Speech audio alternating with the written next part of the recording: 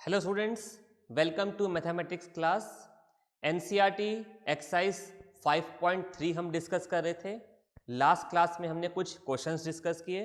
आज हम कुछ क्वेश्चंस और डिस्कस करेंगे इसी एक्सरसाइज में से। Okay, so open your NCERT book and read question number 15। So question में रीड कर रहा हूं, आप भी रीड कीजिए। A contract on construction job specifies a penalty for delay of completion beyond a certain date as follows: rupees 200 for the first day, rupees 250 for the second day, rupees 300 for the third day, etc. The penalty for each succeeding day being rupees 50 more than for the preceding day. How much money the contractor has to pay as penalty if he has delayed the work by 30 days? So question में हमें क्या given है कि अगर एक contractor given job time पर पूरा नहीं करता है, देन ही हैज टू पे दी पेनल्टी फॉर इट। और पेनल्टी किस तरीके से पे करना होगा? If he will delay the work by 1 day, so penalty will be rupees 200. If he will delay the work by 2 days, then the penalty for second day will be rupees 250. और first day का तो 200 रहेगा, okay, second day का 250. If he delays the work by 3 days, then penalty will be rupees 300 for the third day. First day का 200, second का 250, third day का 300. तो इसी तरीके से if the work will get delayed by more and more days, तो for each day, then for each day the penalty will be rupees 50 more than the penalty of preceding day. यानी कि हर दिन का पेनल्टी कितना होगा? Previous day की penalty का से 50 रुपीज ज्यादा। ओके, तो हमें क्या मालूम करना है?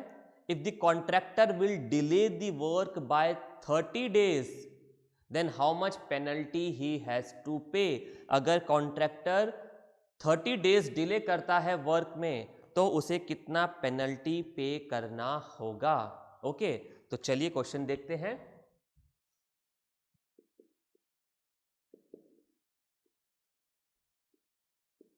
राइट, तो हमें फर्स्ट डे का पेनल्टी गिवन है रुपीज 200, तो हम लिख देते हैं इधर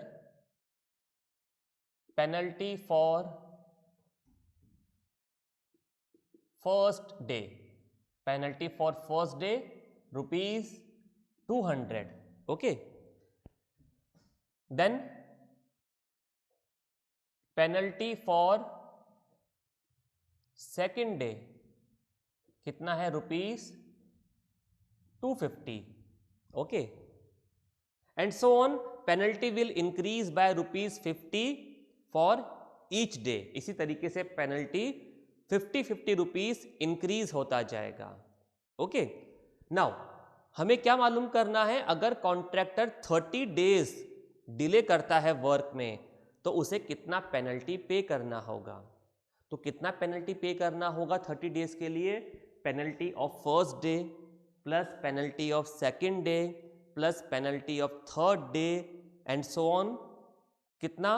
पेनल्टी फॉर 30th डे। इन सब का सम, इन सब को हमें ऐड करना है। ये फर्स्ट डे के लिए पेनल्टी है, ये सेकंड डे के लिए। तो देखिए, अगर उसने 2 दिन वर्क डिले किया तो कितना पेनल्टी होगा? 200 प्लस 250. अगर 3 दिन के लिए वर्क डिले किया तो पेनल्टी कितना होगा? 200 प्लस 250 प्लस 300. तो ऐसे ही अगर उसने 30 डेज के लिए वर्क डिले किया तो पेनल्टी कितना होगा? 30 डेज की पेनल्टी का सम। ओके, सो हम क्या लिखेंगे? टोटल पेनल्टी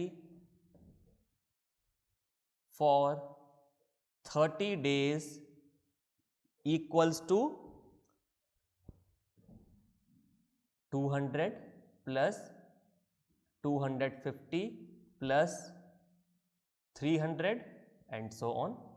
अभी हमें लास्ट टर्म नहीं पता है, कोई बात नहीं, लेकिन इतना पता है कि 30 डेज की पेनल्टी हम कैलकुलेट कर रहे हैं। तो देखिए क्या ये सीक्वेंस एपी में है? बिल्कुल एपी में है। देखिए दो कॉन्जिक्यूटिव टर्म्स के बीच का डिफरेंस कितना है? 50।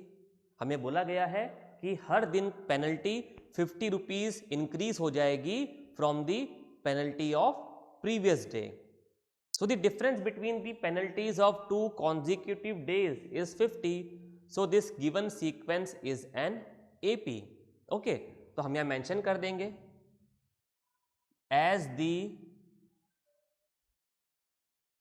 penalty for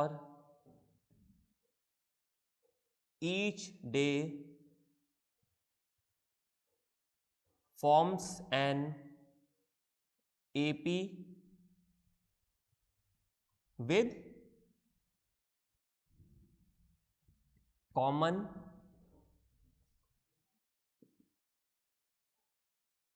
difference of ₹50. Okay, so the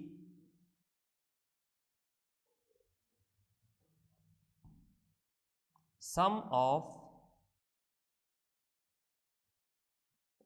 penalties for 30 days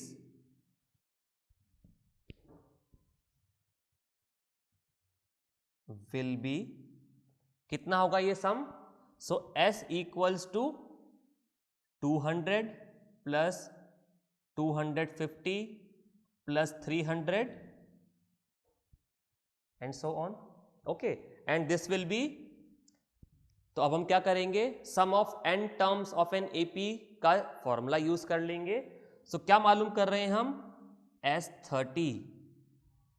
so it will B 30, पहले फॉर्मूला लिख देते हैं यहां पर,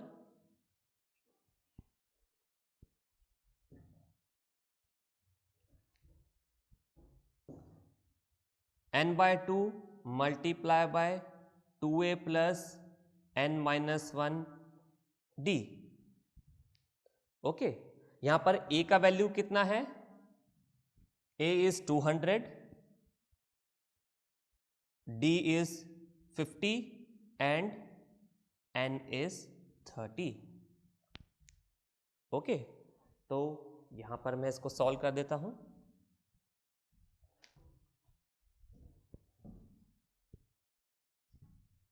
now S30 will be, n का वैल्यू हम 30 पुट कर देंगे, 30 divided by 2 multiply by 2 multiply by a का वैल्यू 200 है, then n is 30, so 30 minus 1 multiply by common difference is 50।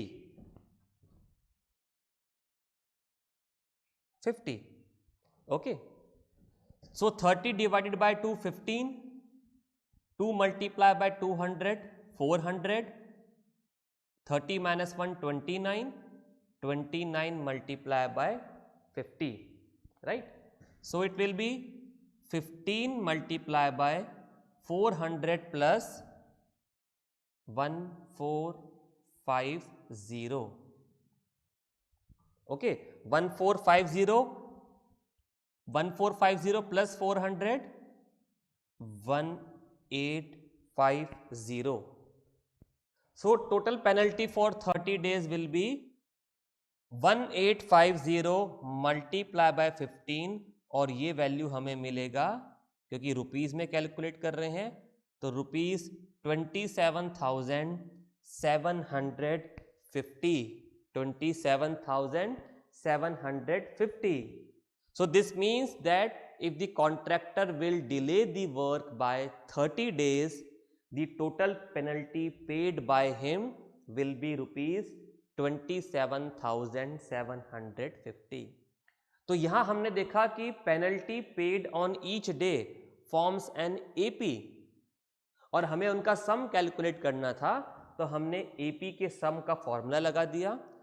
Okay, हमें क्या चाहिए, नंबर ऑफ टर्म्स वो हमें मालूम है, फर्स्ट टर्म वो भी हमें मालूम है, एंड कॉमन डिफरेंस वो भी हमें मालूम है। सो इस तरीके से हमने 30 डेज की पेनल्टी का सम मालूम कर लिया। ओके, आप इसको नोट कर लीजिए, मैं रब कर देता हूं and then we will discuss one more question.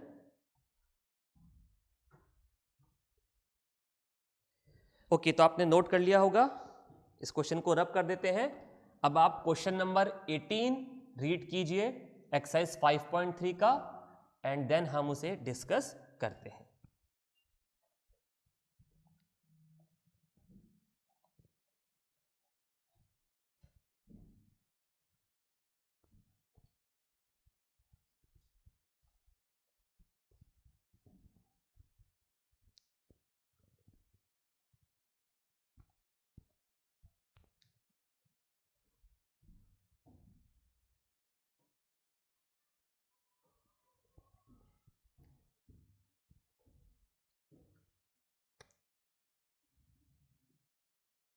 Okay, so question number 18 में रीड करता हूं, आप भी रीड कीजिए। A spiral is made up of successive semicircles with centers alternately at A and B, starting with center A of radii 0.5 centimeter, 1 centimeter, 1.5 centimeter, 2 centimeter and so on as shown in figure 5.4। पीछे diagram भी बना हुआ है, आप देख सकते हैं। What is the total length of such a spiral made up of 13 consecutive semicircles? ऐसे अगर हम 13 स्पाइरल्स बनाएं तो उसका टोटल लेंथ कितना होगा, ये हमें बताना है। तो क्वेश्चन में क्या गिवन है, मैं डायग्राम यहां पर बना देता हूं।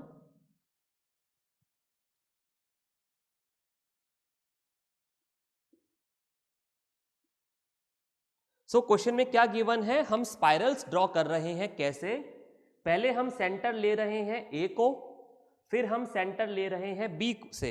ओके, तो जब हमने ए से सेंटर लिया तो हमने एक स्पाइरल, एक सेमी सर्कल ड्रॉ किया इस तरीके से। ओके, एक हमने सेमी सर्कल ड्रॉ किया, फिर अब हम बी को सेंटर ले रहे हैं और अब एक सेमी सर्कल ड्रॉ कर रहे हैं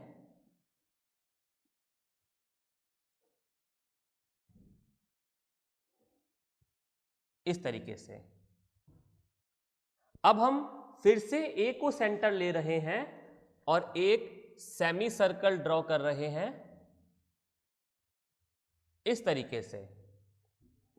ओके, ये जो फर्स्ट सेमी सर्कल है इसको हमने से L1 बोल दिया। ओके, सेकंड सेमी सर्कल को हमने L2 बोल दिया, देन L3।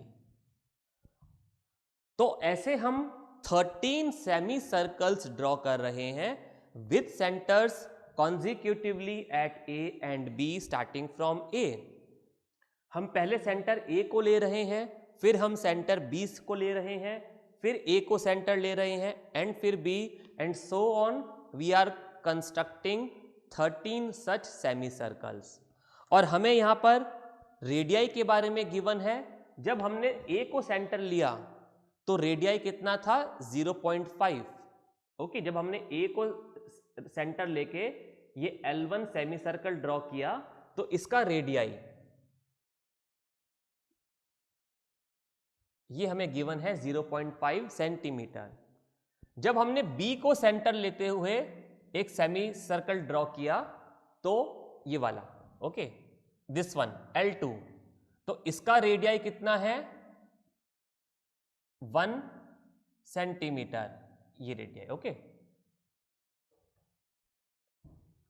फिर जब हमने A को सेंटर लेते हुए ये थर्ड सेमी सर्कल ड्रॉ किया तो ये जो रेडियाई है दिस इज 1.5 सेंटीमीटर। और इसी तरीके से हम रेडियाई को 0.5 सेंटीमीटर इंक्रीज करते जा रहे हैं। आप देख सकते हैं 0.5 एंड 1 डिफरेंस कितना है, 0.5, देन 1.5 एंड 1 डिफरेंस कितना है, 0.5, देन नेक्स्ट वैल्यू क्या गिवन है, 2 माइनस 1.5 डिफरेंस कितना है, 0.5। तो अगर हम ऐसे 13 सेमी सर्कल्स ड्रॉ करें तो उसका लेंथ कितना होगा? ओके, लेंथ का मतलब ये बाउंड्री का लेंथ, ये वाला value plus this value plus this value. तो आप देखिए कि ये क्या है, ये सेमी सर्कल का सरकमफ्रेंस की बात कर रहे हैं। तो सर्कल का सेमी सरकमफ्रेंस कितना होता है? 2 pi r. The circumference, circumference of a circle का मतलब उसकी बाउंड्री का लेंथ। तो semi circle is half of the circle, तो लेंथ ऑफ और circumference of a semicircle is 2 pi r divided by 2, that means pi r। तो semi circle का circumference या लेंथ कितना होता है? पाई आर। यानी कि हमें ऐसे 13 सेमी सर्कल्स के लिए सरकमफ्रेंस मालूम करना है और उनको हमें ऐड करना है। तो हमें 13 सेमी सर्कल्स का लेंथ मिल जाएगा। ओके, चलिए मालूम करके देखते हैं।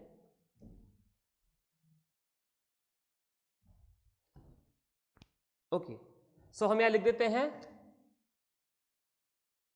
Length of semi circle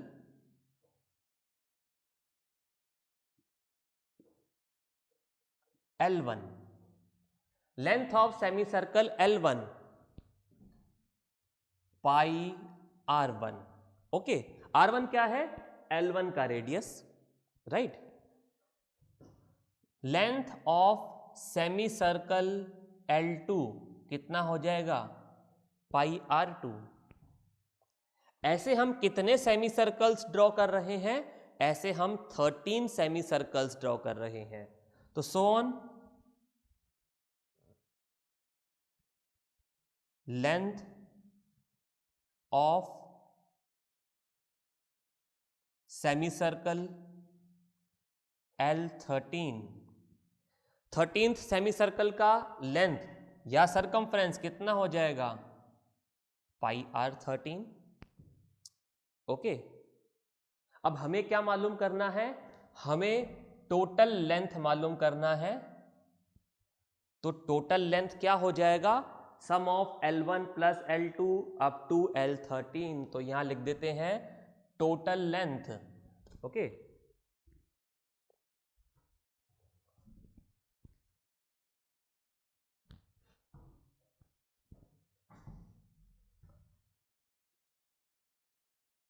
total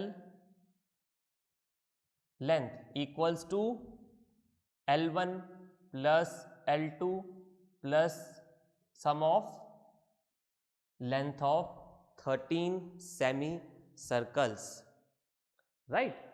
अब हम L1 का वैल्यू पुट कर देते हैं। L1 is pi R1 plus L2 is pi R2 and L13 is pi R13। अब आप देखिए कि इसमें से पाई कॉमन ले सकते हैं हम। ओके, सो पाई हमने कॉमन ले लिया, क्या बच गया? R1 plus R2 up to R13। अब हम रेडियस का वैल्यू पुट कर देते हैं। So first radius R1 is 0.5 plus R2 is 1। ओके, R2 is 1 plus 1.5 and up to R13। अब R13 का वैल्यू अभी नहीं पता, अभी कोई बात नहीं पता तो, right.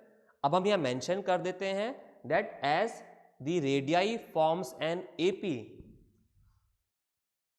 as the radii forms an AP with common difference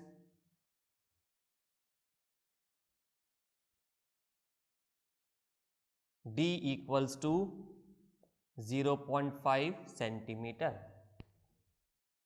Okay, so total length total length कितना हो जाएगा, pi multiply by S13, sum of 13 terms, और 13 टर्म्स का सम कितना हो जाएगा, it will be n/2 multiply by 2a plus n-1d. Okay, so it will be pi multiply by 13/2 multiply by 2 into 0.5 plus 13 minus 1 into d is also 0.5. First term भी 0.5 है क्योंकि first radius 0.5 हमें given है. सो इसका value क्या आ जाएगा, pi multiply bye 13/2 into 2 into 0.5 1 plus 13 minus 1 12 multiply by 0.5. Now question में हमें पाई का वैल्यू गिवन है 22.7, 22/7. रिमेंबर क्वेश्चन बहुत ध्यान से पढ़िएगा. अगर क्वेश्चन के एंड में आपको पाई का वैल्यू गिवन है तो जो वैल्यू गिवन है वही हमें यूज करना है. अगर वैल्यू 22/7 गिवन है तो we have to use the value 22/7. अगर वैल्यू 3.14 गिवन है तो we have to use that value. So question बहुत ध्यान से पढ़िए. जहां भी क्वेश्चन में पाई यूज आ रहा है वहां अगर वैल्यू गिवन है क्वेश्चन में तो हम उसी वैल्यू को यूज करेंगे. So it will B 22/7 multiply by 13/2.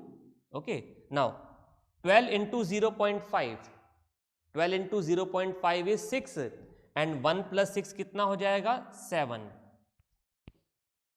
Okay, तो देखिए 7 से 7 कैंसिल हो गया, 2 एंड 22 11 टाइम्स कैंसिल हो गए. क्या बच गया, 11 multiply by 13. 11 multiply by 13 is 143 centimetre. तो टोटल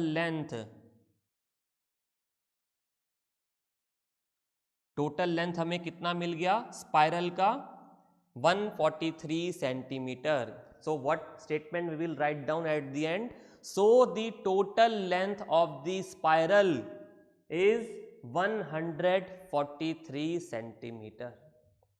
तो इस तरीके से इस क्वेश्चन को भी हमने sum of n terms of an AP के फॉर्मूला से कैलकुलेट किया. हमने देखा कि जो स्पाइरल्स बन रहे हैं, जो सेमी सर्कल्स ड्रॉ हो रहे हैं, वो एक एपी फॉर्म कर रहे हैं. उनके रेडियस एक अर्थमेटिक प्रोग्रेशन फॉर्म कर रहे हैं विद कॉमन डिफरेंस 0.5. ओके, तो आज हमने 2 क्वेश्चंस डिस्कस किए एक्सरसाइज 5.3 के. In case of any doubt, review the video or consult with your faculty in charge. We will meet in the next class with more questions. Okay, bye.